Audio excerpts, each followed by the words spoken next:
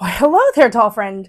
Did you click on this video because you wanted to see the latest wave of Barbie Looks dolls unboxed and reviewed?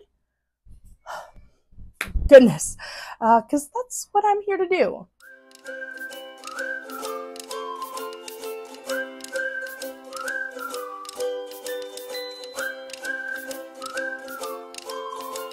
The Barbie Looks line is a must-have for my collection, and they just put out Wave 4 a few weeks ago. We get 5 Barbies and 1 Ken in this wave, and this wave, the color theme is still colorful like Wave 3, but this time it's pastel, and the styles are inspired by the 90s. We can see these colors carried over into the packaging. The doll number is on the side, and there's a picture of all the models in this wave on the back of the packaging. So let's take these out of the box for a closer look.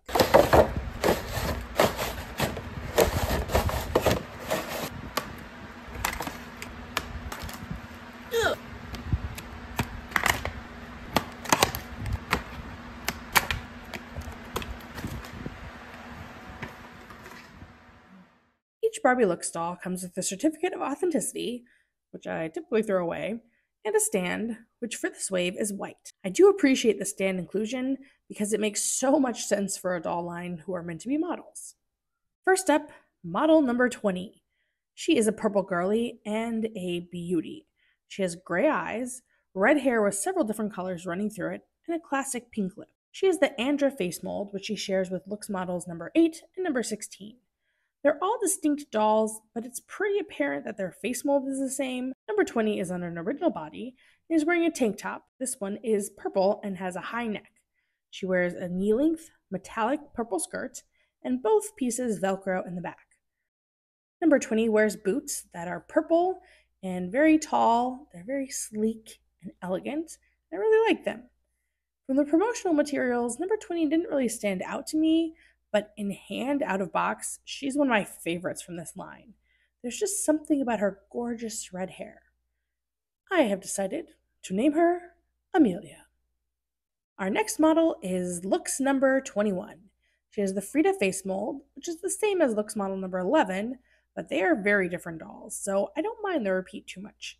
Although my ideal Looks model would have a new face mold every time, if the line is going to repeat face molds, at least the dolls need to have their own individual look so they look like an individual person and not just a repeated doll.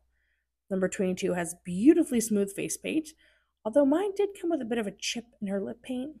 Her hair is in long black braids, and she has some painted on edges.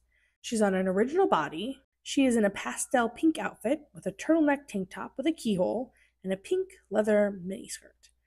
I love how the colors aren't exactly the same, but they still go together. And both are out of different fabrics, which adds some visual interest to the outfit. Both of her pieces Velcro in the back, which seems like it should be a given for Barbie clothes, but that's not always the case. Number 21 wears pink boots, whose color, texture, and shape reminds me of chewed bubblegum. Hopefully that's not too disgusting. It reminds me in like an appealing way. This is a gorgeous doll, and she epitomizes what the Looks line should be. Simple, yet versatile fashion on a unique, high-quality doll. I have decided to name her Dion, after Dionne Warwick. Looks model number 22 is on a petite body and joins the Short-Haired Girl Club. I love dolls with short hair, so I was really looking forward to her. Her hair is a very 90s haircut, and it's gelled down really well, but it fits the theme of Wave 4 for me. Now, number 22 is on a petite body, yes, but I feel like her head is too big in proportion to her body. I almost want to swap her onto an original body to see if that would make her look more proportional. However, this proportion issue may be because she shares the Victoria head mold with Looks model number 6 and number 13, who are on tall and original bodies respectively. So maybe I'm just used to seeing this head mold on those body types.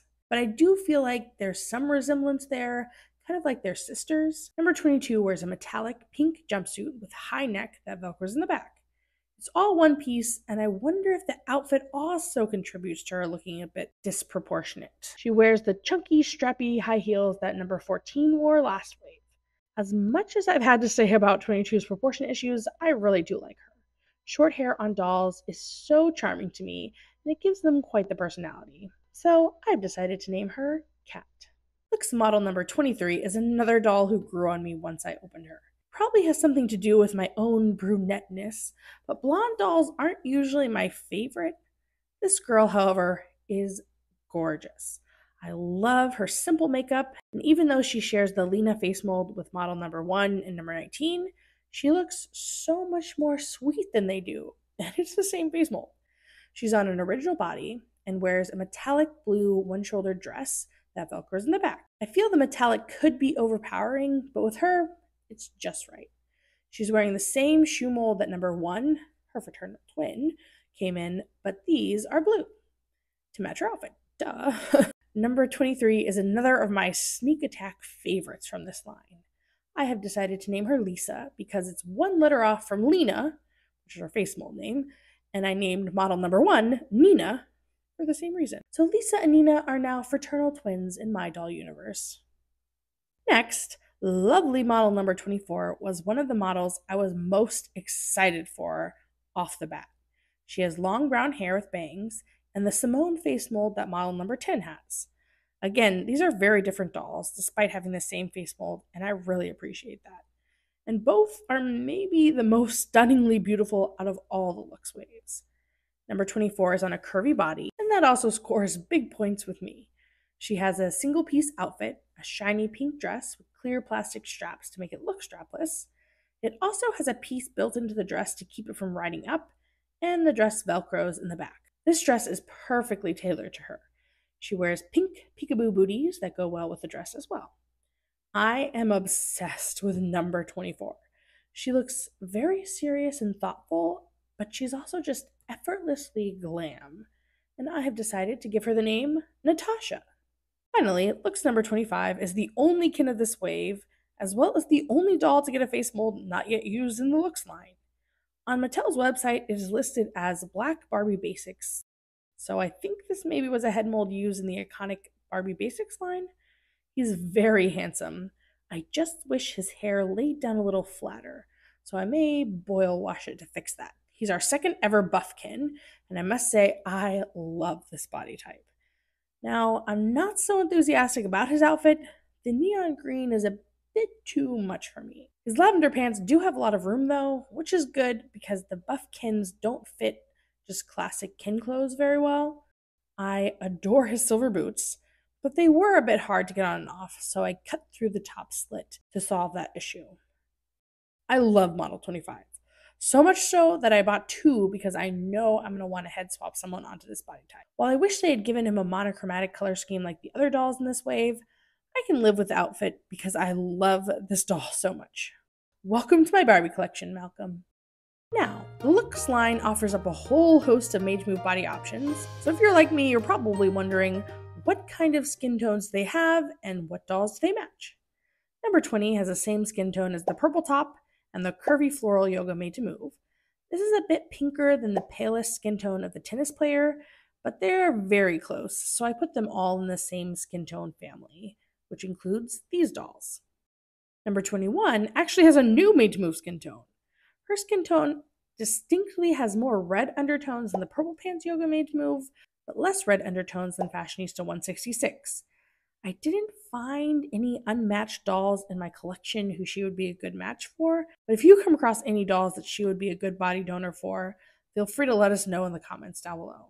Number 22 is the first petite in her skin tone, which is similar to the green pants, the purple marbled pants yoga made to move, and the boxer. This skin tone family is a bit lighter than the Floral Bun made to move family. Here you can see the rest of the dolls that share the skin tone with number 22. Both number 23 and number 24 have the same skin tone that you see in a lot of Millie and signature dolls. Not all Millies, but a lot do have this skin tone. This is the same as the blue marbled pants yoga made to move, the pink pants yoga made to move, and the volleyball player, as well as all of the made to move dolls in this skin tone that you see pictured here. Last, number 25 has the same skin tone as Looks model number 4, however, he's on a new body type, the buffkin body type. There are only 2 kins who have this body type, and both of them are part of the Looks collection. I'm obsessed with the Barbie Looks line, and I hope there are many more waves to come.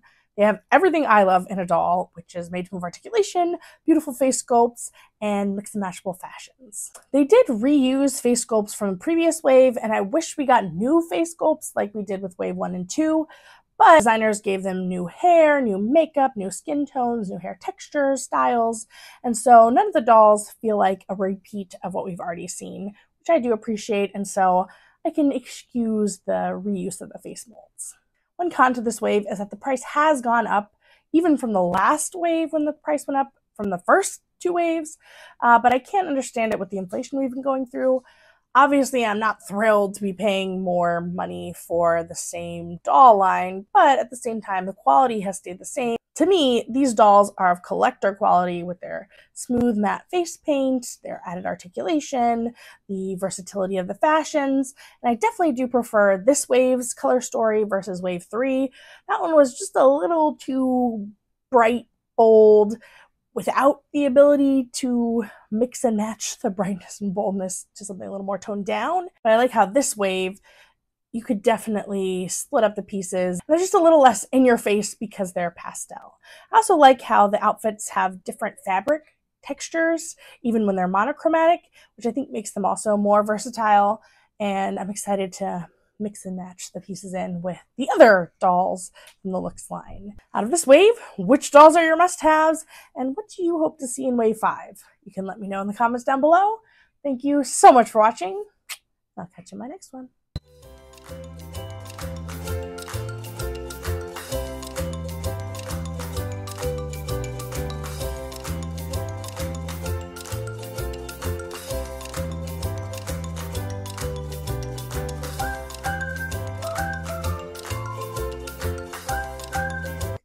We're gonna look at the Barbie Looks dolls.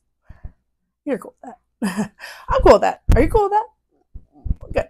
You're on the phone with your girlfriend, she's upset, and I'll forget you, but I'll never forget. Down bad like I lost my twin, I can't have him.